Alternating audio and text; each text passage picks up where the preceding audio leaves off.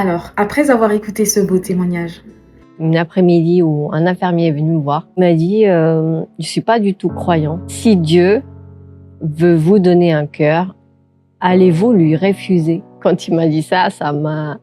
Seigneur, si c'est ta volonté, c'est ta volonté. j'aimerais juste encourager une personne à comprendre que notre foi, notre responsabilité, c'est d'avoir la foi en Dieu. La responsabilité de Dieu, c'est de se servir de notre foi pour agir.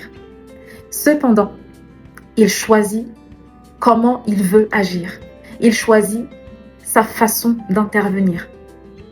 Nous ne pouvons pas avoir la foi et ordonner à Dieu de faire comme lui, comme nous on voudrait qu'il fasse.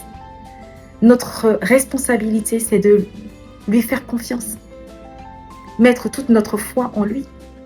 Et lui, il choisira comment il veut intervenir. De toutes les façons, Dieu répond toujours. Dieu répond toujours. Lorsque nous sommes dans cette relation intime, dans ce face-à-face, dans cette danse de valse avec Dieu, il répond toujours.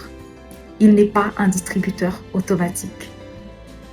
Ce n'est pas parce que je vais prier d'une certaine façon que Dieu va forcément exaucer. C'est une relation avec notre Père. Vous avez vu tout au long de l'histoire de Stéphanie que c'était une construction. Elle parlait au Seigneur, il répondait, elle émettait son désir, il agissait. Quand elle comprenait le chemin qu'il voulait qu'elle emprunte, elle se laissait faire et il intervenait à sa guise. C'est un Père aimant. La maladie que tu traverses dans ta vie n'est pas une punition. Ce n'est pas une fatalité. Les situations que tu vis dans ta vie, ce n'est pas une fatalité. Ce n'est pas une punition de Dieu. Ce n'est pas parce que Dieu te déteste ou il aime plus ton voisin ou une autre personne qui a été guérie que toi. Non. C'est un Père aimant. Arrête-toi. Arrête-toi et discute avec ton Père. Discute avec ton Père. Cherche, parle. Cherche à entendre sa voix. Si Stéphanie n'avait pas cette relation avec Dieu, elle se serait fermée. Elle aurait couru dans 150 réunions de prière de guérison, alors que Dieu avait bien une méthode qu'il voulait mettre en place dans sa vie. Elle se serait dit, mais non, c'est pas la voie de Dieu, je vais chercher un homme de Dieu puissant pour me guérir. Elle aurait été frustrée. Elle aurait peut-être fini par dire, finalement, Dieu ne répond qu'à la prière de certaines personnes. Dieu ne répond pas aux prières.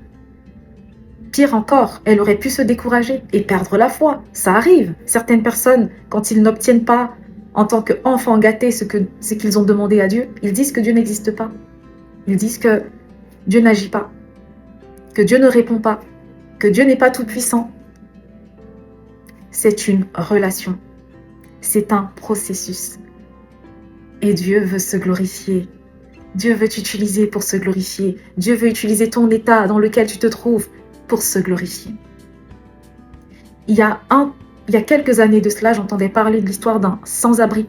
C'était un sans-abri, mes amis. C'était un sans-abri. C'était une personne qui était dans la rue. Quand il a entendu le message de l'Évangile, tous les jours, il mettait tout en œuvre pour que les gens sans-abri comme lui dans la rue écoutent l'Évangile. Il se privait de vêtements. Il se privait de plein de choses pour pouvoir satisfaire aux exigences des autres personnes qui étaient comme lui dans la même situation que lui. Cet homme a-t-il en voulu à Dieu parce qu'il était toujours sans abri après avoir reçu l'Évangile? Non. Dans sa situation, il a laissé que Dieu se serve de lui. Je ne suis pas contre le fait que les sans-abri sortent de la rue pour entrer dans une maison. Mais écoutez-moi bien, ce que je veux dire, c'est que ta situation sert à la gloire de Dieu. Travaille en collaboration avec ton Père. Travaille en collaboration avec ton Père qui est dans les cieux. Et il saura utiliser ta situation pour sa gloire et pour la bénédiction de plusieurs autour de toi. Le monsieur qui raconte cette histoire dit que quand il est mort, il est arrivé au ciel. Il n'était même pas parmi les premiers à être félicité. Dieu lui a montré ce sans-abri en lui disant qu'il avait plus d'honneur que lui qui était pasteur d'une église de je ne sais combien de personnes. Peut-être je raconte l'histoire de façon imparfaite, mais ce que je veux faire ressortir de ce témoignage, c'est que Dieu travaille avec toi dans ta situation. Il est souverain. Il est souverain. Quand tu te places devant Dieu pour lui demander des choses, certes, c'est ton droit ou ton dû, mais c'est aussi son droit et son dû d'être souverain. Alors sois encouragé. Ne baisse pas les bras parce que tu traverses une situation où Dieu semble ne pas te répondre, où Dieu semble ne pas faire comme toi tu veux. Ne sois pas découragé. Ne sois pas abattu parce que les choses ne se passent pas comme tu veux. C'est là.